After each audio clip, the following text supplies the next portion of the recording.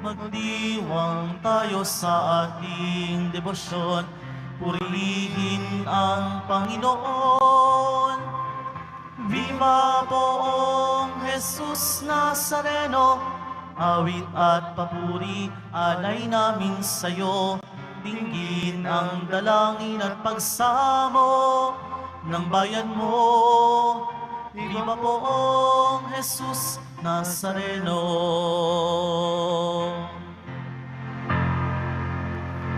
Sa ngalan ng Ama at ng Anak at ng Espiritu Santo. Amen. Ang pagpapala ng ating Panginoong Hesukristo, ang pag-ibig ng Diyos Ama, at ang pakikipagkaisa ng Espiritu Santo, naway sumainyong lahat.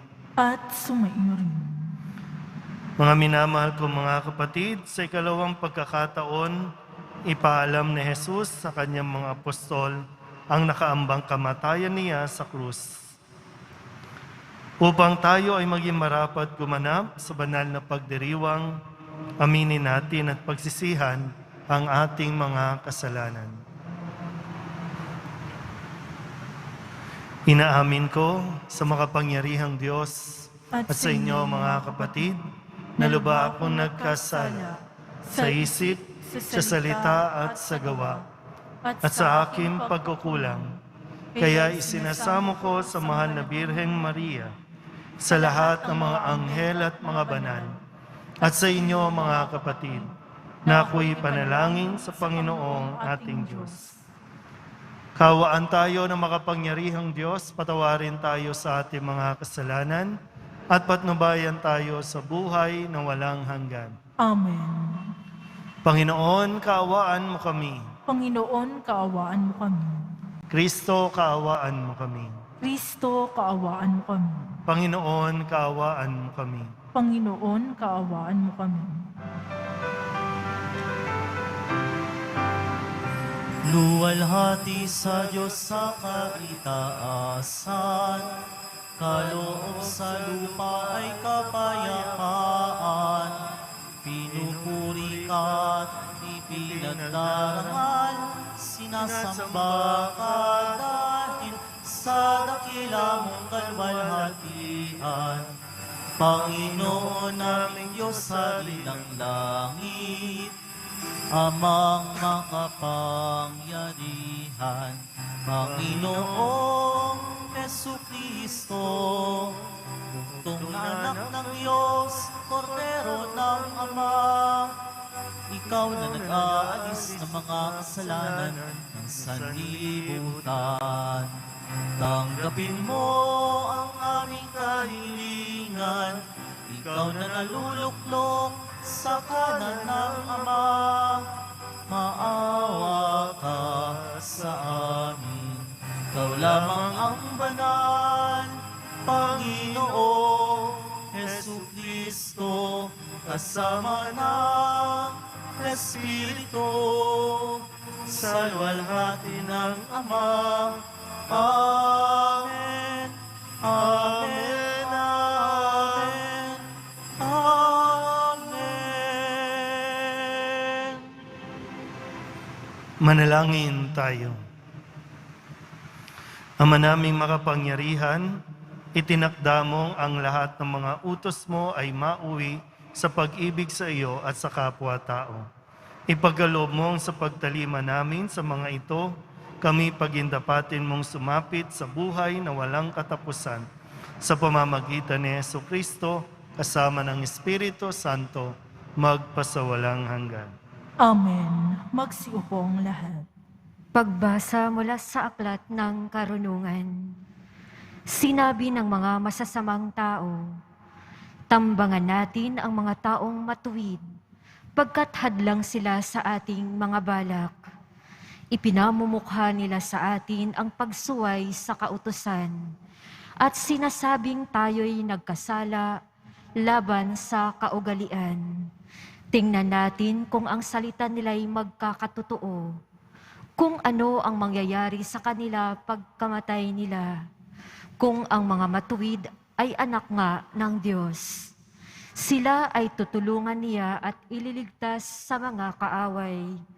Subukin natin silang dustain at pahirapan upang malaman natin kung hanggang saan ang kanilang kagandahang asal at kung hanggang kailan sila makatatagal. Subukin nating ibingit sila sa kamatayan, yamang ang sabi nila ay iingatan sila ng Diyos. Ang salita ng Diyos. Salamat sa Diyos. Ang Diyos ang siyang tumutulong at sa akin nagtatanggol. Ang Diyos ang siyang tumutulong at sa akin nagtatanggol. Makapangyarihang Diyos, ako ay iligtas. Ipagsanggalang mo niyong iyong lakas.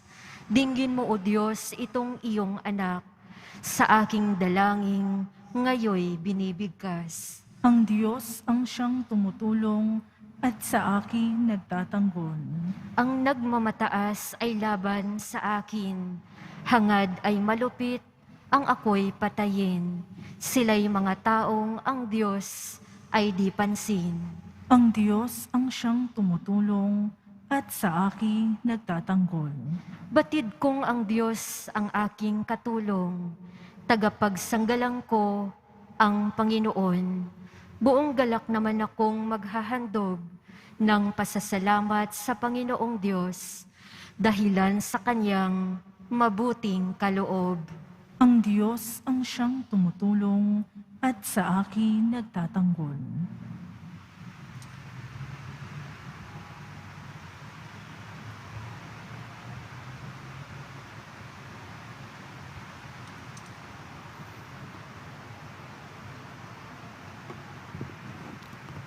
Pagbasa mula sa sulat ni Apostol Santiago. Mga kapatid, saan man naghahari ang inggit at makasariling hangarin, maghahari din doon ang kaguluhan at lahat ng uri ng masamang gawa. Ngunit ang may karunungang mula sa Diyos, una sa lahat ay may malinis na pamumuhay.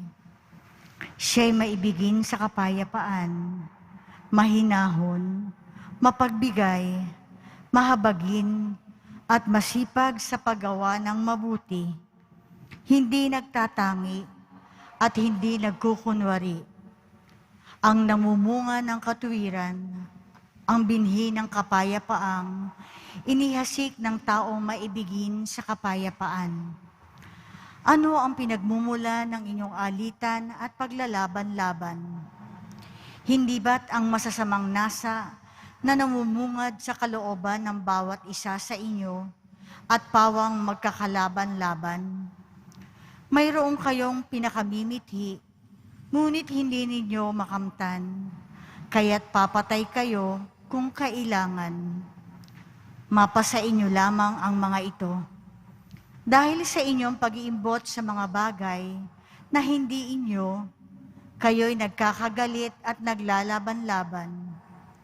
Hindi ninyo makakamtan ang inyong minimithi sapagkat hindi kayo humihingi sa Diyos.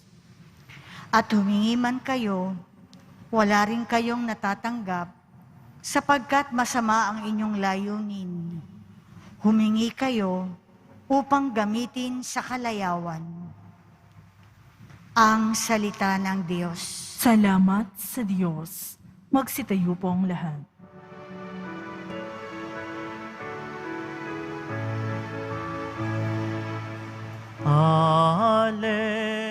Alleluia, Alleluia, Alleluia, Alleluia.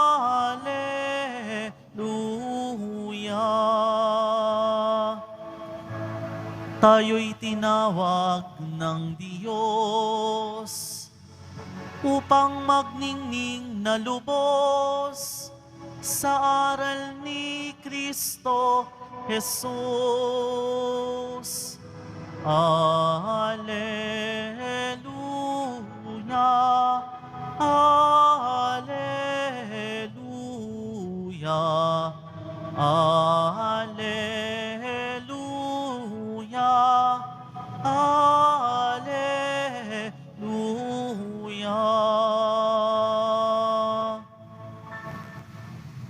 Sumainyo ang Panginoon. At sumaiyo rin. Ang mabuting balita ng Panginoon ayon kay San Marcos. Papuri sa iyo, Panginoon. Noong panahong iyon, si Jesus at ang kanyang mga alagad ay nagdaan sa Galilea. Ayaw ni Jesus na malaman ito ng mga tao, sapagkat tinuturuan niya ang kanyang mga alagad. Sinabi niya, ang anak ng tao'y ipagkakanulo at papatayin, ngunit muling mabubuhay sa ikatlong araw. Hindi nila naunawaan ang sinabi niya, ngunit natatakot naman silang magtanong sa kanya. At dumating sila sa Capernaum. Nang sila'y nasa bahay na, tinanong ni Jesus ang kanyang mga alagad, ano bang pinagtatalunan ninyo sa daan? Hindi sila kumibo, sapagkat ang pinagtatalunan nila'y kung sino sa kanila ang pinakadakila. Naupo si Jesus, tinawag ang 12 at sinabi, ang sinumang nagnanais maging una ay dapat maging huli sa lahat at maging lingkod ng lahat. Tinawag niya ang isang maliit na bata at pinatayo sa harapan nila. Pagkatapos, kinalong niya ito at sinabi, ang sinumang tumanggap sa isang maliit na batang tulad nito, alang-alang sa akin, ay tumatanggap sa akin. At sinumang tumanggap sa akin, hindi ako ang kanyang tinatanggap, kundi ang nagsugo sa akin. Ang mabuting balita ng Panginoon. Pinupuri ka namin, Panginoong Hesukristo. Magsiupo ang lahat. Isang magandang araw po sa inyong lahat. Palapakan natin ang Poong Jesus Nazareno. Tunay nga po na sa bawat pagdiriwang natin ng banal na misa ay ibinibigay ng Diyos ang kasagutan sa ating mga problema, sa ating mga tanong sa buhay. Ano ba ang mga gumugulo sa inyo pong isipan? Kaya hindi po natin dapat baliwalain ang kahalagahan ng pagsisimba. Napakalaking tulong po nito para sa atin. Kung tayo lang talaga ay matututong makinig sa mga mensahe ng Poong Jesus Nazareno, uuwi ka na dala-dala ang kasagutan sa kung anuman ang mga tanong mo sa buhay. Unang-una ni riyan, hindi ka pinarurusahan ng Diyos. Hindi yan parusa ng Diyos gaya ng iniisip mo. Bagkos ay sinasabi sa iyo ng Diyos, magpakatatag ka lang. Kayang-kaya tayong ipagtanggol ng Diyos laban sa anumang sakit, laban sa anumang COVID o virus, lalo tigit laban sa mga taong naging dahilan para tayo maghirap. Nandyan ang Diyos. Kasi dito po sa unang pagbasa, sa Aklat ng Karunungan, ipinapaliwanag dito yung kalagayan ng tao na sabi, mayroong masamang tao na nagnanais kang sirain, nagnanais kang pabagsakin, pero hindi ang Diyos yan. Mayroong masasamang tao ang nais kang sirain. Kasi sabi po sa Aklat ng Karunungan, sige nga, tingnan natin kung magkakatotoo yung mga sinasabi nila.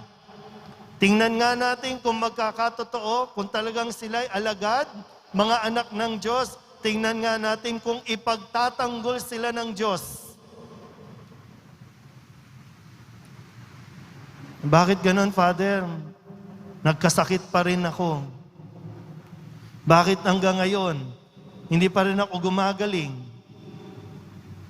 Bakit ganon? Sa dinami-dami naman, siya pa yung namatay. Ikaw pa ang namatayan. Pero hindi ibig sabihin, pinabayaan ka ng Diyos. Hindi ganon ang Diyos natin. Ngayon, kung titingnan natin, bakit ba tayo nagkakagulo-gulo? Hang gulo-gulo na eh. Sabi nga po sa sulat ni Apostol San Pablo, kung saan naghahari ang inggit at makasariling hangarin, maghahari ang kaguluhan at lahat ng uri ng masamang gawa. Bakit ng gulo-gulo? Siguro, dumadami siguro, bukod sa mga, ang bilis kasi kumalat ng ng virus, no? Ang bilis. Hindi nga natin nakikita eh. Hindi nga natin alam kung tayo may virus na. Pero, bakit magulo? Bukod doon sa sinabi sa unang pagbasa, may masasamang tao, siguro dahil sa mga pag-uugali natin. Mas marami tao ang inggitin. Maraming tao ang mas nag-iisip ng pangsarili lang. Nagtatalo-talo, ano ba yung pinagmumulan ng alitan? Ano bang pinagmumulan ng paglalaban-laban natin? Na dapat ito ang hinaharap natin, pero tayo ang nag-aaway-away. Dahil lamang naiinggit tayo. Bakit siya hindi nagkakasakit? Bakit siya may trabaho pa rin? Bakit siya mayroong lahat motivated ng inggit? At yung inggit yung nagtutulak sa iyo para mag-isip ng masama, gumawa ng masama sa kapwa. Wala tayong mararating dito. Kaya nga ganun din, no? Sa tanong ni Jesus sa kanyang mga alagad, ano bang pinagtatalunan ninyo? Ano bang pinagtatalunan? Worth it ba na pagtalunan nyo yan? Ano ba sa bahay? Ano bang pinagtatalunan natin? Anong pinag-aawayan natin? Pag nabukas ka ng balita, nagbukas ka ng social media, ano bang pinagtatalunan natin? Pinagtatalunan natin kung sino ang may pinakamagaling na ideas, opinion. Pinagtatalunan natin kung sino ang pinakamagaling. Parang yun ang nangyayari, no? Nakakalimutan natin magpakumbaba, tingnan ng sarili at mismong sarili turuan na maging humble, pero hindi eh. Sarili mismo iniaangat. Sarili natin mismo ang binibida natin na ako ang solusyon. Lahat sumisigaw, nagsisigawan, ako ang solusyon, nasa akin ang solusyon. Pero wala tayong nararating. Kasi ang dami ng pabida. Ang dami ng self-proclaimed Savior, Messiah. Sila ang magtatanggol, sila ang mag-aangat, mag-aahon. Pero nakalimutan namang makinig at sumunod sa Diyos. Kaya nagkakandapalpak-palpak tayo. Kahit nga ang simbahan, hindi nakikitang ligtas ang tao sa simbahan. Sino bang nasa simbahan? Di ba ang Diyos? Yan ang papatay sa atin. Yung inggit natin sa isa't isa. Yung inggit at hindi mo matanggap na may mas maganda at mas magaling na ideas para sa solusyon na ito. matutunawa tayo, no? Na mabuksan, humingi tayo ng tulong sa Diyos. Kasi ang Diyos na talagang handang-handa, turuan tayo, gabayan tayo. Sabi ko nga po, no? Ang pagiging inggitero, pagiging mayabang, asymptomatic yan eh. Hindi mo napapansin. Hindi mo alam, inggitero ka na, inggitera ka na. Hindi mo alam. Kaya paminsan-minsan, dalasan natin, humarap sa salamin, tingnan natin. Kasi hindi yan nakakabuti. Hindi yan makakatulong para malutas natin ng sama-sama katulong at katuwang natin ang Diyos sa pagharap nito. Amen?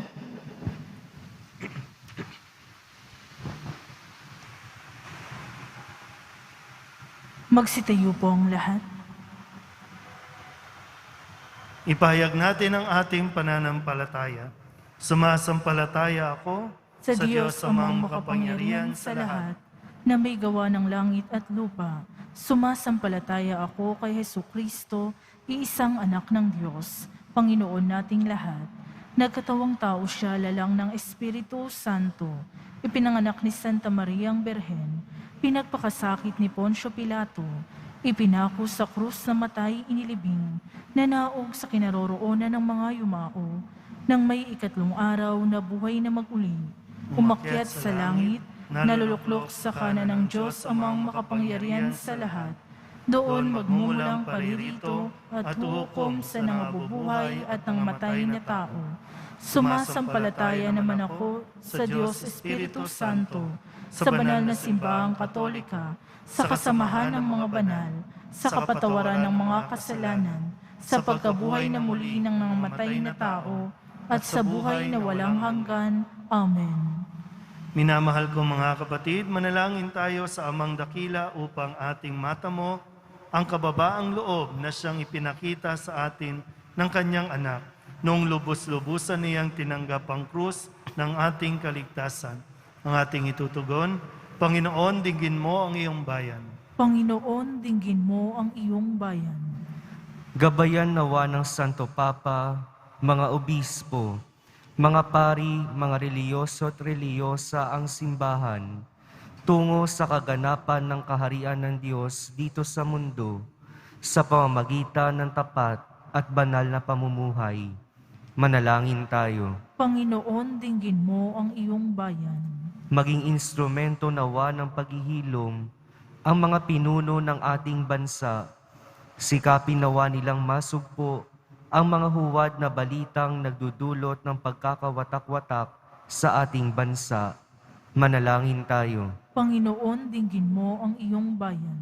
Pagkalooban nawa ng Diyos ng lakas at mabuting kalusugan ang mga frontliners na patuloy na lumalaban sa COVID-19 upang maagapan ang pagkalat nito at mawakasan na tuluyan ng pandemya. Manalangin tayo. Panginoon, dinggin mo ang iyong bayan. Idalangin natin ang pagsugpo sa pandemya, pagalingin ang mga may karamdaman, lalo na ang ating minamahal na Arsobispo na si Jose. Patatagin ang mga kumakalingas sa kanila at tulungan tayong lahat na maging matatag sa pananampalataya at pagmamalasakit. Manalangin tayo. Panginoon, dinggin mo ang iyong bayan. Mapatawad nawa ng Diyos ang mga kasalanan ng mga kapatid nating pumanaw upang masilayan nila ang paraisong ipinangako ni Jesus, kung saan maranasan ang walang hanggang kapayapaan. Manalangin tayo. Panginoon, dinggin mo ang iyong bayan. Idulog din natin sa Panginoon ang ating mga personal na kahilingan at mga panalangin para sa ating mga pamilya. Ganon din ang mga misang pasasalamat, espesyal na intensyon at mga kaluluwa na hinihiling na ipagdasal sa misang ito.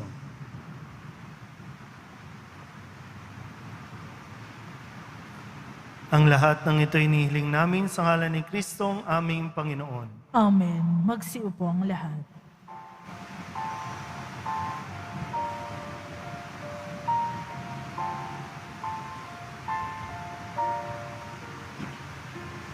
paghahanda ng alay ay narito poon. Ang alak at tinapay dala sa altar mo. Anyo'y magiging tunay, dugo mo't katawan. Aming tatanggapin ngayon, magbibigay buhay. Magsitayo po ang lahat. Manalangin kayo mga kapatid upang paghahain natin ang kalugdan ng Diyos Amang makapangyarihan. Tanggapin nawa ng Panginoon itong paghahain sa iyong mga kamay, sa kapurihan niya at karangalan, sa ating kapakinabangan at sa buong sambayanan niyang banal. Ama naming lamika, maawain mong kalugdan ng mga alay ng iyong sambayanan upang ang pinahayag namin ng may pananampalatayang matibay ay aming tanggapin sa banal na pakikinabang sa pamamagitan ni Hesukristo, kasama ng Espiritu Santo, magpasawalang hanggan. Amen. Sumainyo ang Panginoon. At sumaiyo rin. Itaas sa Diyos ang inyong puso at diwa. Itinaas na namin sa Panginoon. Pasalamatan natin ang Panginoong ating Diyos. Marapat na siya ay pasalamatan. Ama naming makapangyarihan, tunay ngang marapat na ikaw ay aming pasalamatan sa pamamagitan ni Hesukristo na aming Panginoon. Lubhang nabagbag ang kanyang loob sa pagkakamali ng tao sa sansinukob. Kaya't minabuti niyang siya ay ipinanganak ng birheng bukod mong pinagpala sa babaeng lahat. Sa labi ng imbing kamatayan, kami ay inagaw ng namatay mong anak. Sa pagkabuhay niya, kami ay kanyang binuhay upang kaugnayan namin sa iyo ay huwag magwakas. Kaya kaysa ng mga anghel na nagsisiawit ng papuri sa iyo, nang walang humpay sa kalangitan, kami nagbubunyi sa iyong kadakilaan. Banal ka poong may kapal, banal ang iyong pangalan, banal ang iyong kaharian. Langit lupa'y nagpupugay sa iyong kadakilaan. Dinarakilan ng lahat ang naparito mong anak, na siyang nagmulat sa bulag, sa pilay ay nagpalakad, at kiramay sa lahat. Magsilod pong lahat. Ama naming banal, ikaw ang bukal ng tanang kabanalan. Kaya't sa pamamagitan ng iyong Espiritu, gawin mong banal ang kaloob na ito upang para sa aming maging katawan at dugo ng aming Panginoong Hesukristo. Bago niya pinagtiis ang kusang loob na maging handog, inawakan niya ang tinapay, pinasalamatan kaniya, pinaghati-hati niya iyon, iniabot sa kanyang mga alagad at sinabi, "Tanggapin ninyong lahat ito at kanin, ito ang aking katawan na ihahandog para sa inyo."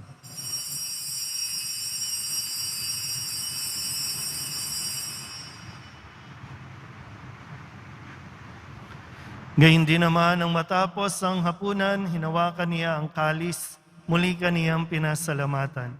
Iniabot niya ang kalis sa kanyang mga alagad at sinabi, "Tanggapin ninyong lahat ito at inumin. Ito ang kalis ng aking dugo, ng bago at walang hanggan tipan. Ang aking dugo na ibubuhos para sa inyo at para sa lahat sa ikapagpapatawad ng mga kasalanan. Gawin ninyo ito sa pag-alaala sa akin."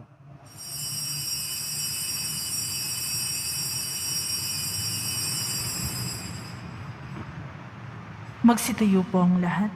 Ipagbunyi natin ang misteryo ng pananampalataya. Si Kristo'y namatay, si Kristo'y nabuhay, si Kristo'y babalik sa wakas ng panahon.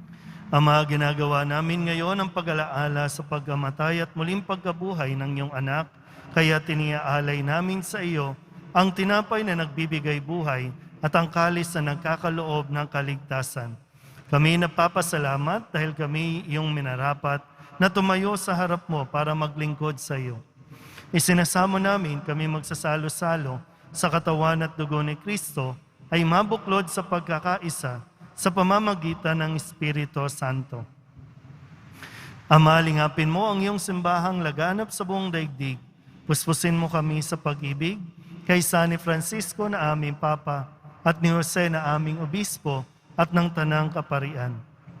Alalahanin mo rin ang mga kapatid naming nahimlay na may pag-asang sila'y muling mabubuhay, gayon din ang lahat ng mga pumanaw. Kawaan mo sila at patuloyin sa iyong kaliwanagan. Kawaan mo at pagintapating kaming lahat na makasalo sa iyong buhay na walang wakas. Kaysa ng mahal na Birheng Maria na Ina ng Diyos, ng kabiyak ng puso niyang sa San Jose. Kaysa ng mga apostol at ng lahat ng mga banal na namuhay dito sa daigdig ng kalugod-lugod sa iyo, may pagdiwang nawa namin ang papupuri sa ikararangal mo sa pamamagitan ng iyong anak na aming Panginoong Hesukristo.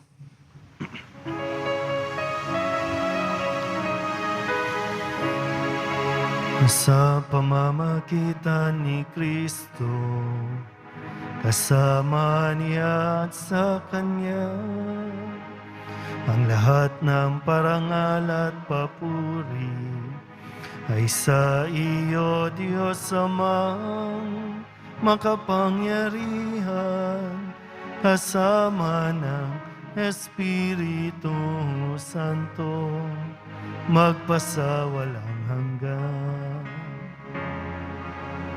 Amen.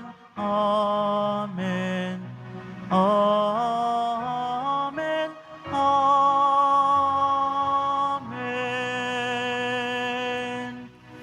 Buong kababaang loob tayong tumawag sa ating Panginoon ng Ama namin. Ama namin, Sumasalangit ka, sambahin ang ngalan mo, mapasa amin ang kaharian mo, sundin ang loob mo dito sa lupa para nang sa langit. Bigyan mo kami ngayon ng aming kakanin sa araw-araw, at patawarin mo kami sa aming mga sala, para nang pagpapatawad namin sa nagkakasala sa amin. At huwag mo kaming ipahintulot sa tukso, at ihadya mo kami sa lahat ng masama. hinihiling namin kami iadya sa lahat ng masama, pagkalooban ng kapayapaan araw-araw, iligtas sa kasalanan, at ilayo sa lahat ng kapahamakan, samantalang aming pinananabikan ang dakilang araw ng pagpapahayag ng tagapagligtas naming si Hesus Kristo. Sapagkat iyo ang kaharian at ang kapangyarihan at ang kapurihan magpakailanman. Amen. Panginoong Hesus Kristo, sinabi mo sa iyong mga apostol, kapayapaan ang iniiwan ko sa inyo, ang aking kapayapaan ang binibigay ko sa inyo. Tunghayan mo ang aming pananampalataya at huwag ang aming mga pagkakasala.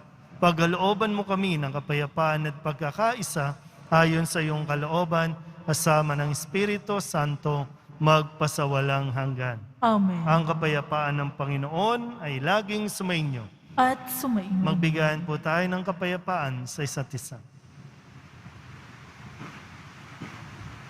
Kordero ng Diyos na nag-aalis ng mga kasalanan ng sanlibutan, maawa ka sa amin. Kordero ng Diyos na nag-aalis ng mga kasalanan ng sanlibutan, maawa ka sa amin. Kordero ng Diyos na nag-aalis ng mga kasalanan ng sanlibutan, ipagkaloob mo sa amin ang kapayapaan. Magsilod po ang lahat. Ito ang kordero ng Diyos. Ito ang nag-aalis ng kasalanan ng sanlibutan. Mapalad ang mga inaanyayahan sa kanyang piging.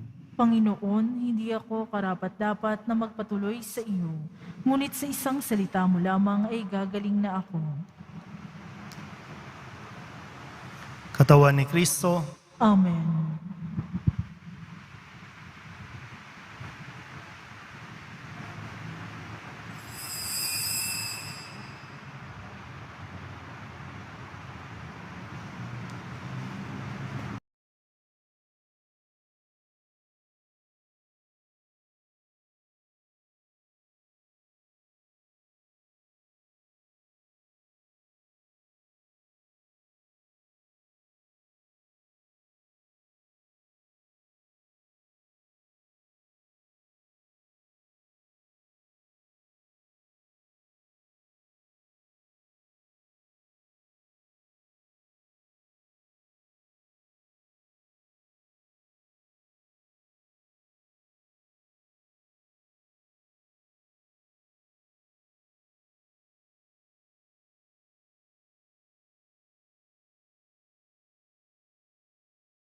Manalangin tayo.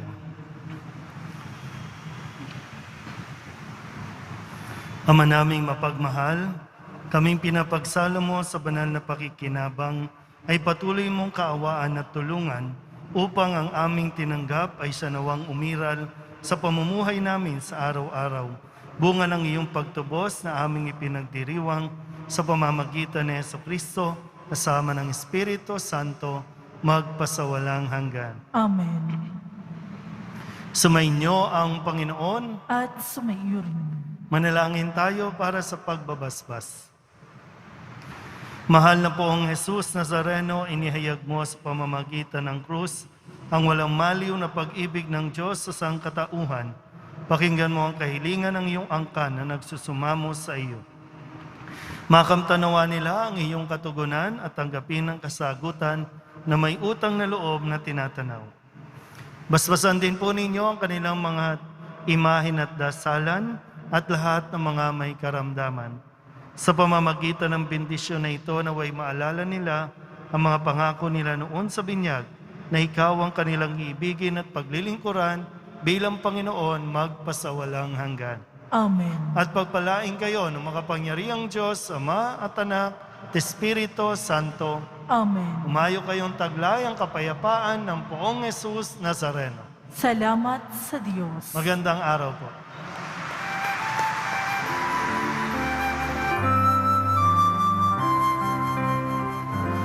Nuestro Padre Jesus Nazareno, sinasamba ka namin. Pinipintuho ka namin. Aral mo ang aming buhay at kaligtasan. Nuestro Padre Jesus Nazareno, iligtas mo kami sa kasalanan. Ang krus mong kinamatayan ay sagisag ng aming kaligtasan.